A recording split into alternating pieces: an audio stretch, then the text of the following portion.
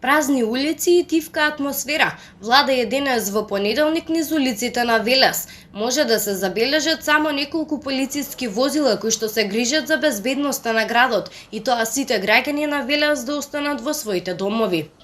Одлуката за забрана и посебен режим на движење на целата територија на државата од страна на владата, која ја донесе на својата последна седница на 22 мај, се забранува движењето на сите граѓани на целата територија на државата, почнувајќи од вчера, недела, односно на 24 мај, од 11 часот и трае се до вторник до 26 мај до 5 часот наутро.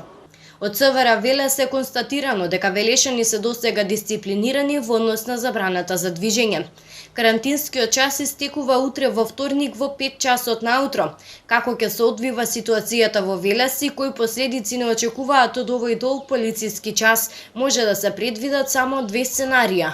Позитивното е дека ако велешани биле дисциплинирани како и досега и не практикувале семејни или пријателски собири, би резултирале без нови потврдени случаи на COVID-19 во градот Велес. Но доколку би имале кршење на мерките за заштита донесени од Министерството за здравство, ќе го имаме секако непосакуваното сценарио, а тоа е драстичен пораст на новозаболени пациенти. Надлежните институции апелираат до граѓаните да не се олабавуваат и да се придржуваат до мерките, бидејќи без нив не би можеле да го одржуваме трендот на оздравени пациенти.